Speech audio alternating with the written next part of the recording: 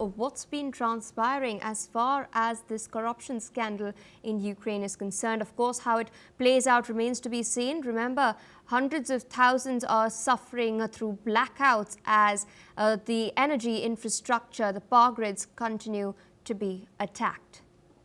Meanwhile, viewers, we're shifting focus to more news coming in, this time from the Middle East, the West Bank, to be very specific.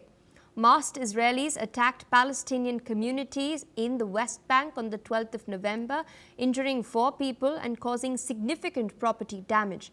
Now, according to the Israeli military, these civilians hurled stones and set fire to dairy trucks, farmland and Bedouin structures in Beit and Deir Sharaf. Palestinian officials, meanwhile, have reported that 3 individuals were treated for injuries from beatings. The United Nations has also come out to report that settler attacks have reached a record 264 incidents in October. The Israeli military also stated that soldiers intervened and 4 Israeli suspects were arrested for questioning. Listen in to what some of the local Palestinians had to say. اجوا ولعوا الشحن هذا اول شيء ونزلوا هون ولعوا السياره هاي نزلوا ولعوا القش وبعدها ولعوا المخزن هذا تاع المواد التموينيه بعدها فتحوا على الغنم وعلى العجول وسوقوهم مع بعض. بيجي 200 مستوطن هجموا علينا من هين، هان النتش هذا كله كان مستوطنين. منين اجوا طب المستوطنين؟ من جبل من هين، من منطقة بيت ليد. جايين مشي. الجيش كان واقف في المحل سيارة هذول 7 جبات. هم واقفين الجيش دخلوا مستوطنين رموا فيها قلبلي اشتعلت من ما تفجرت واشتعلت. طبعا كانوا كلهم غير العصي غير الهاي حاملين الاناني المونيتوف والشنط حاملينهم يعني ولهم تنظيم مباشر انه كيف انه يشتغلوا كيف انه بدهم يبلشوا يحرقوا. واحد هو اللي بيفتح، واحد هو اللي بيرمي البنزين على السياره، واحد هو اللي بولع، غير الجزئية الثانية اللي كانوا بلفوا بكسروا في المستودع في الإزاز. حاولوا يدخلوا علينا على المستودع الساحة الداخلية، عندنا كمان ساحة حاولوا يدخلوا علينا، احنا سكرنا الابواب يعني الشباب ضلينا نحاول نصطدام معهم. With us on the broadcast is Mr. Ali Mohammed Abushbak, Middle East researcher, joining us from Cairo. Thank you so much for taking our time and speaking to us on NewsX World. We've seen a spate of these unprovoked attacks taking place against Palestinians in the West Bank. It also comes in the aftermath of the Israeli parliament voting to give preliminary approval to a bill to impose Israeli sovereignty on the occupied West Bank. This move is tantamount to annexation of Palestinian territory. It's a blatant violation of international law. We've seen statements come in earlier from Donald Trump that he will not allow this to happen. But regardless of his statements, this bill has been passed now and we're seeing these attacks also take place. What sort of intervention is required at this point to ensure that the situation does not spiral out of control and we don't see a repeat of the destruction, the devastation that has taken place in Gaza?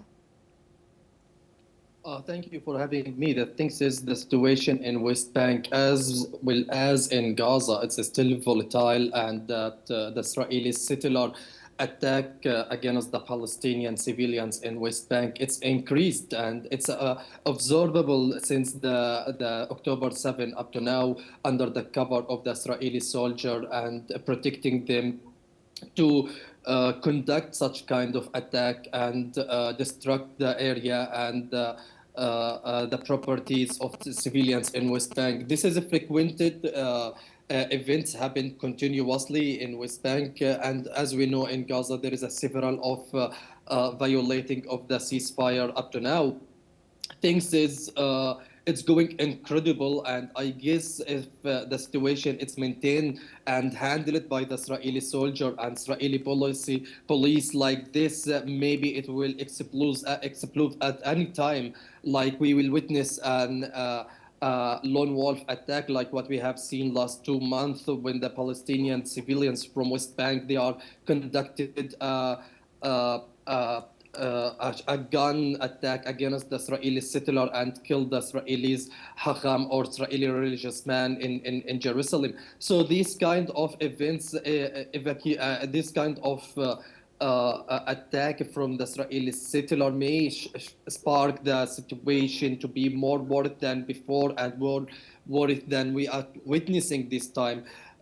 All the human rights organization, local human rights organization or a global human rights organization, they confirmed the Israelis' violation on the ground from the settler killing the civilians in whole West Bank, not only in Ramallah, in Jericho, in Nablus, in Hebron, in several of areas that make the situation more incredible on the ground from West Bank. And I hope that will not increase the Palestinians' attack against Israel as taking retaliation against what is happening, because they are desperate civilians and they are hopeless. They will not do anything against in front of the Israeli settlers attack. May they will take the retaliation and conducted, like I mentioned, lone wolf attack against the Israeli settler.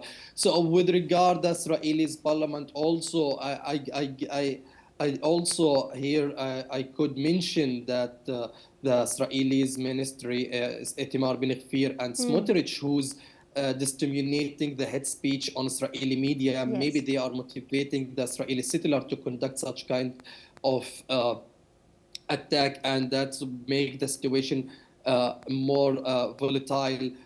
We hope this struggle will end, and we will hope that the peace will again remain and the ceasefire in Gaza and West Bank as well. But here also, I guess they are trying to create some attack or some conflict in West Bank to turn the attention from the Benjamin Netanyahu's trial.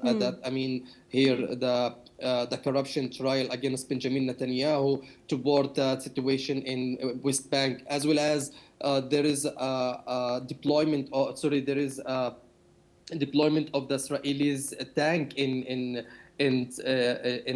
South Lebanon. We have seen now several of footage shared on social media. The Israeli tank start taking a place in Lebanon. That's also giving a sign if the Israel going to attack Lebanon again, or how is the situation will be.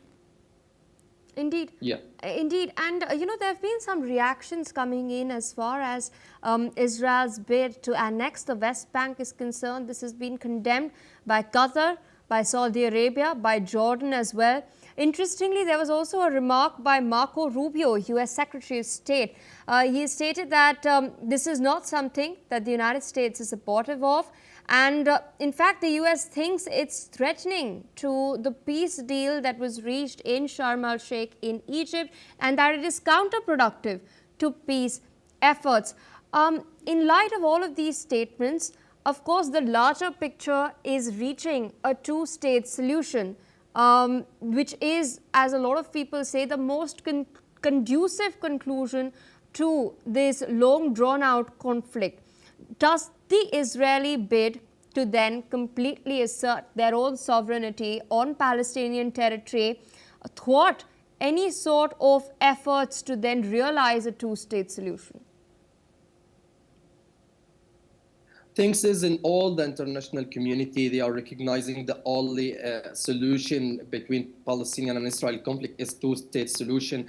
And this is also from United Nations Council. They are agreed such kind of a plan for two-state solution to end and closure this chapter conflict between Palestinian and Israel. But the only country who's against this notion is Israel. And I guess here only Benjamin Netanyahu, because in several of his statements for Benjamin Netanyahu, he said he will not set the Palestinian statehood to be established, and he's more taking benefit from the continuous of the conflict between Palestinian and Israel for his election campaign. And as we witnessed that Israel next year is going for a parliament election campaign, here is the things, it's more clear to maintain the conflict for politician benefit and to maintain the power and size the power from Benjamin Netanyahu and his right-wing coalition.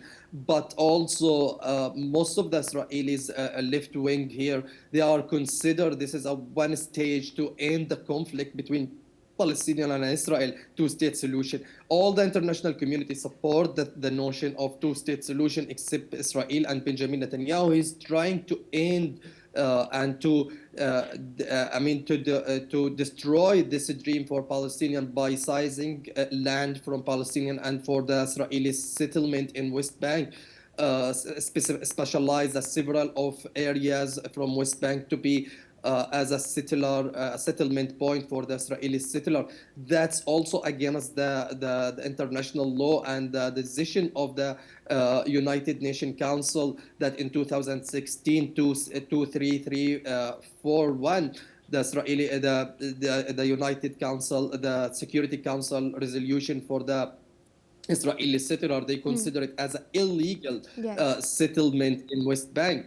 But here the Israelis doesn't care and acting with impunity as there is no punishment and it's over the international law. That's making the situation more incredible and several of a challenge against facing the Palestinian to start establishing their statehood. And there is no doubt about the situation in Gaza and the Palestinians' fragmentation, socio-political fragmentation between Gaza and West Bank. This is make it more difficult and a challenge for Palestinians to establish their statehood. And there is no doubt about the Israelis' occupation that it's a big challenge for them. Absolutely.